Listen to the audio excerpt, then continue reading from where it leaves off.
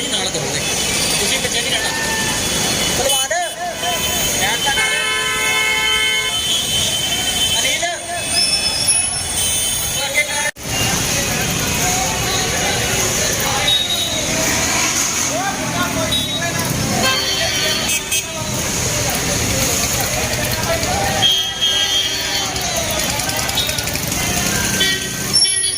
भाजी की नाम तुहाडा जी? हाँ जी, मैं नवदीप दुकोआ जी, प्रधान स्टूडेंट संघर्ष मोर्चा तो ते अज एक जिहड़ी विशाल यात्रा कढ़ रहे हैं जिहदे विच साडे 3 नौजवानों के बुनियादी मुद्दे जिहड़े आ सिक्ख्या सेहत ते रोज़गार नूं लैके खास तौर पर रोज़गार का वो मसला जिहड़ा आज़ादी तो बाद इन्हां सरकारां ने विद्यार्थियों का स्टूडेंट्स का या नौजवानों का पूरा नहीं किया। अज एक गल देखण च आउंदी आ कई जिहड़ी एजुकेशन आ वो भी कोई क्वालिटी एजुकेशन नहीं मिल रही। सेहत सहूलतां हस्पतालों की बदहाली जिहड़ी आ वो सानूं नज़र आउंदी आ और इस तो इलावा रोज़गार तो जिहड़ा आ पढ़े लिखे नौजवान डिग्रियां करके 4-4 डिग्रियां करके बेहाल पे आ, रोज़गार का नामो निशान निगा।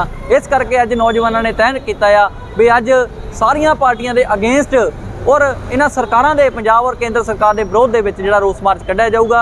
साडी मुख्य तौर पर इक्को ही मंग आ कि सरकार जिहड़ी आ आउण वाले समय विच भी ते हुण भी मौजूदा रोज़गार गरंटी योजना जिहड़ी है रोज़गार गरंटी एक्ट लैके आवे और रोज़गार गरंटी एक्ट कोई नरेगा वांग ना होना चाहिए। रोज़गार गरंटी एक्ट अजिहा होवे कि योग्यता के आधार पर हर एक नौजवान नूं जिहड़ा रोज़गार आ वो प्राप्त होवे ताकि नौजवान जिहड़ा आ पढ़े लिखे नौजवान उन्होंने मजबूर होकर कनेडा अमेरिका या होर किते रास्ते ना अपनाने पैण और जिहड़ी आ अज लुट खो नशाखोरी जिहड़ी इन्नी वध रही आ उहदा कारण किते ना किते बेरोज़गारी आ।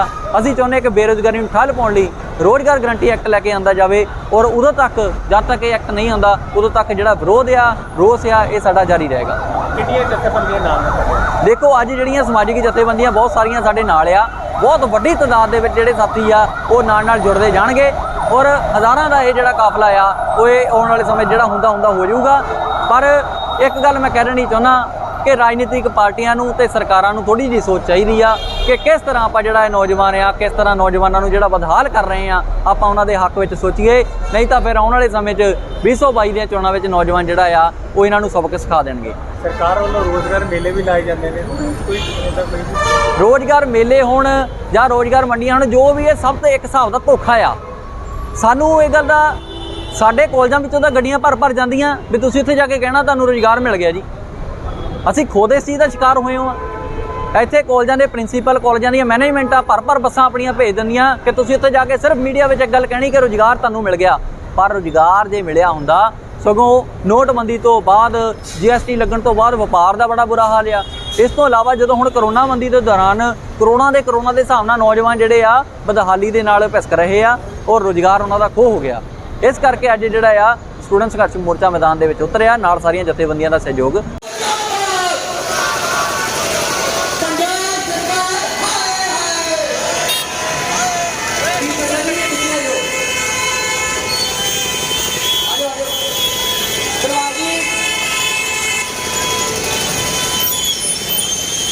प्रिंस भाजी नाल करोगे ਤੁਸੀਂ ਪਿੱਛੇ ਨਹੀਂ ਰਹਿਣਾ ਭਲਵਾਨ ਐਡ ਤਾਂ ਨਾਲ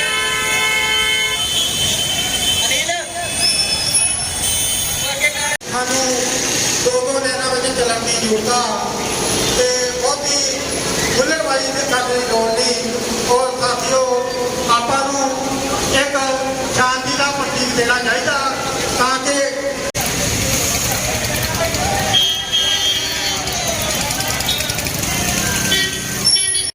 भाजी की नाम तुहाडा जी? हाँ जी, मैं नवदीप दुकोआ जी, प्रधान स्टूडेंट संघर्ष मोर्चा तो ते अज एक जिहड़ी विशाल यात्रा कढ़ रहे हैं जिहदे विच साडे 3 नौजवानों के बुनियादी मुद्दे जिहड़े आ सिक्ख्या सेहत ते रोज़गार नूं लैके खास तौर पर रोज़गार का वो मसला जिहड़ा आज़ादी तो बाद इन्हां सरकारां ने विद्यार्थियों का स्टूडेंट्स का या नौजवानों का पूरा नहीं किया। अज एक गल देखण च आउंदी आ कई जिहड़ी एजुकेशन आ वो भी कोई क्वालिटी एजुकेशन नहीं मिल रही। सेहत सहूलतां हस्पतालों की बदहाली जिहड़ी आ वो सानूं नज़र आउंदी आ और इस तो इलावा रोज़गार तो जिहड़ा आ पढ़े लिखे नौजवान डिग्रियां करके 4-4 डिग्रियां करके बेहाल पे आ, रोज़गार का नामो निशान निगा। इस करके अज नौजवानों ने तय किया भी अज सारियां पार्टियां दे अगेंस्ट और इन्हां सरकारां दे पंजाब और केंद्र सरकार के विरोध दे विच जिहड़ा रोस मार्च कढ़िया जाऊगा। साडी मुख्य तौर पर इक्को ही मंग आ कि सरकार जिहड़ी आ ਆਉਣ ਵਾਲੇ ਸਮੇਂ ਵਿੱਚ ਵੀ ਤੇ ਹੁਣ ਵੀ ਮੌਜੂਦਾ ਰੋਜ਼ਗਾਰ ਗਰੰਟੀ ਯੋਜਨਾ ਜਿਹੜੀ ਹੈ, ਰੋਜ਼ਗਾਰ ਗਰੰਟੀ ਐਕਟ ਲੈ ਕੇ ਆਵੇ। ਉਹ ਰੋਜ਼ਗਾਰ ਗਰੰਟੀ ਐਕਟ ਕੋਈ ਨਰੇਗਾ ਵਾਂਗ ਨਾ ਹੋਣਾ ਚਾਹੀਦਾ। ਰੋਜ਼ਗਾਰ ਗਰੰਟੀ ਐਕਟ ਅਜਿਹਾ ਹੋਵੇ ਕਿ ਯੋਗਤਾ ਦੇ ਆਧਾਰ ਤੇ ਹਰ ਇੱਕ ਨੌਜਵਾਨ ਨੂੰ ਜਿਹੜਾ ਰੋਜ਼ਗਾਰ ਆ ਉਹ ਪ੍ਰਾਪਤ ਹੋਵੇ, ਤਾਂ ਕਿ ਨੌਜਵਾਨ ਜਿਹੜਾ ਆ ਪੜ੍ਹਿਆ ਲਿਖਿਆ ਨੌਜਵਾਨ ਉਹਨੂੰ ਮਜਬੂਰ ਹੋ ਕੇ ਕੈਨੇਡਾ, ਅਮਰੀਕਾ ਜਾਂ ਹੋਰ ਕਿਤੇ ਰਾਸਤੇ ਨਾ ਅਪਣਾਉਣੇ ਪੈਣ। ਔਰ ਜਿਹੜੀ ਆ ਅੱਜ ਲੁੱਟ ਖੋਹ, ਨਸ਼ਾਖੋਰੀ ਜਿਹੜੀ ਇੰਨੀ ਵੱਧ ਰਹੀ ਆ, ਉਹਦਾ ਕਾਰਨ ਕਿਤੇ ਨਾ ਕਿਤੇ ਬੇਰੁਜ਼ਗਾਰੀ ਆ। ਅਸੀਂ ਚਾਹੁੰਦੇ ਕਿ ਬੇਰੁਜ਼ਗਾਰੀ ਨੂੰ ਠੱਲ ਪਾਉਣ ਲਈ ਰੋਜ਼ਗਾਰ ਗਰੰਟੀ ਐਕਟ ਲੈ ਕੇ ਆਂਦਾ ਜਾਵੇ। ਔਰ ਉਦੋਂ ਤੱਕ, ਜਦ ਤੱਕ ਇਹ ਐਕਟ ਨਹੀਂ ਆਉਂਦਾ, ਉਦੋਂ ਤੱਕ ਜਿਹੜਾ ਵਿਰੋਧ ਆ, ਰੋਸ ਆ, ਇਹ ਸਾਡਾ ਜਾਰੀ ਰਹੇਗਾ। ਕਿੰਨੀਆਂ ਜਥੇਬੰਦੀਆਂ ਨਾਮ ਨਾ ਤੁਹਾਡੇ? ਦੇਖੋ, ਅੱਜ ਜਿਹੜੀਆਂ ਸਮਾਜਿਕ ਜਥੇਬੰਦੀਆਂ ਬਹੁਤ ਸਾਰੀਆਂ ਸਾਡੇ ਨਾਲ ਆ, ਬਹੁਤ ਵੱਡੀ ਤਾਦਾਦ ਦੇ ਵਿੱਚ ਜਿਹੜੇ ਸਾਥੀ ਆ ਉਹ ਨਾਲ ਜੁੜਦੇ ਜਾਣਗੇ। ਔਰ ਹਜ਼ਾਰਾਂ ਦਾ ਇਹ ਜਿਹੜਾ ਕਾਫਲਾ ਆ ਉਹ ਇਹ ਆਉਣ ਵਾਲੇ ਸਮੇਂ ਜਿਹੜਾ ਹੁੰਦਾ ਹੋ ਜਾਊਗਾ। ਪਰ ਇੱਕ ਗੱਲ ਮੈਂ ਕਹਿਣੀ ਚਾਹੁੰਦਾ ਕਿ ਰਾਜਨੀਤਿਕ ਪਾਰਟੀਆਂ ਨੂੰ ਤੇ ਸਰਕਾਰਾਂ ਨੂੰ ਥੋੜੀ ਜਿਹੀ ਸੋਚ ਚਾਹੀਦੀ ਆ ਕਿ ਕਿਸ ਤਰ੍ਹਾਂ ਆਪਾਂ ਜਿਹੜਾ ਇਹ ਨੌਜਵਾਨ ਆ, ਕਿਸ ਤਰ੍ਹਾਂ ਨੌਜਵਾਨਾਂ ਨੂੰ ਜਿਹੜਾ ਬਦਹਾਲ ਕਰ ਰਹੇ ਆ, ਆਪਾਂ ਉਹਨਾਂ ਦੇ ਹੱਕ ਵਿੱਚ ਸੋਚੀਏ। ਨਹੀਂ ਤਾਂ ਫਿਰ ਆਉਣ ਵਾਲੇ ਸਮੇਂ 'ਚ 2022 ਦੀਆਂ ਚੋਣਾਂ ਵਿੱਚ ਨੌਜਵਾਨ ਜਿਹੜਾ ਆ ਉਹ ਇਹਨਾਂ ਨੂੰ ਸਬਕ ਸਿਖਾ ਦੇਣਗੇ। ਸਰਕਾਰ ਵੱਲੋਂ ਰੋਜ਼ਗਾਰ ਮੇਲੇ ਵੀ ਲਾਏ ਜਾਂਦੇ ਨੇ, ਕੋਈ ਇਹਦਾ ਕੋਈ ਰੋਜ਼ਗਾਰ ਮੇਲੇ ਹੋਣ ਜਾਂ ਰੋਜ਼ਗਾਰ ਮੰਡੀਆਂ ਹੋਣ, ਜੋ ਵੀ ਇਹ ਸਭ ਤੋਂ ਇੱਕ ਹਿਸਾਬ ਦਾ ਧੋਖਾ ਆ। ਸਾਨੂੰ ਇਹ ਗੱਲ ਦਾ, ਸਾਡੇ ਕਾਲਜਾਂ ਵਿੱਚੋਂ ਤਾਂ ਗੱਡੀਆਂ ਭਰ ਜਾਂਦੀਆਂ ਵੀ ਤੁਸੀਂ ਉੱਥੇ ਜਾ ਕੇ ਕਹਿਣਾ ਤੁਹਾਨੂੰ ਰੋਜ਼ਗਾਰ ਮਿਲ ਗਿਆ ਜੀ। ਅਸੀਂ ਖੁਦ ਇਸ ਚੀਜ਼ ਦਾ ਸ਼ਿਕਾਰ ਹੋਏ ਹਾਂ। ਇੱਥੇ ਕਾਲਜਾਂ ਦੇ ਪ੍ਰਿੰਸੀਪਲ, ਕਾਲਜਾਂ ਦੀਆਂ ਮੈਨੇਜਮੈਂਟਾਂ ਭਰ ਬੱਸਾਂ ਆਪਣੀਆਂ ਭੇਜ ਦਿੰਦੀਆਂ ਕਿ ਤੁਸੀਂ ਉੱਥੇ ਜਾ ਕੇ ਸਿਰਫ ਮੀਡੀਆ ਵਿੱਚ ਇੱਕ ਗੱਲ ਕਹਿਣੀ ਕਿ ਰੋਜ਼ਗਾਰ ਤੁਹਾਨੂੰ ਮਿਲ ਗਿਆ। ਪਰ ਰੋਜ਼ਗਾਰ ਜੇ ਮਿਲਿਆ ਹੁੰਦਾ, ਸਗੋਂ ਨੋਟਬੰਦੀ ਤੋਂ ਬਾਅਦ, GST ਲੱਗਣ ਤੋਂ ਬਾਅਦ ਵਪਾਰ ਦਾ ਬੜਾ ਬੁਰਾ ਹਾਲ ਆ। ਇਸ ਤੋਂ ਇਲਾਵਾ ਜਦੋਂ ਹੁਣ ਕਰੋਨਾ ਬੰਦੀ ਦੇ ਦੌਰਾਨ ਕਰੋਨਾ ਦੇ ਹਿਸਾਬ ਨਾਲ ਨੌਜਵਾਨ ਜਿਹੜੇ ਆ ਬਦਹਾਲੀ ਦੇ ਨਾਲ ਭਿਸਕ ਰਹੇ ਆ ਔਰ ਰੋਜ਼ਗਾਰ ਉਹਨਾਂ ਦਾ ਖੋਹ ਹੋ ਗਿਆ। ਇਸ ਕਰਕੇ ਅੱਜ ਜਿਹੜਾ ਆ ਸਟੂਡੈਂਟ ਸੰਘਰਸ਼ ਮੋਰਚਾ ਮੈਦਾਨ ਦੇ ਵਿੱਚ ਉਤਰਿਆ, ਨਾਲ ਸਾਰੀਆਂ ਜਥੇਬੰਦੀਆਂ ਦਾ ਸਹਿਯੋਗ।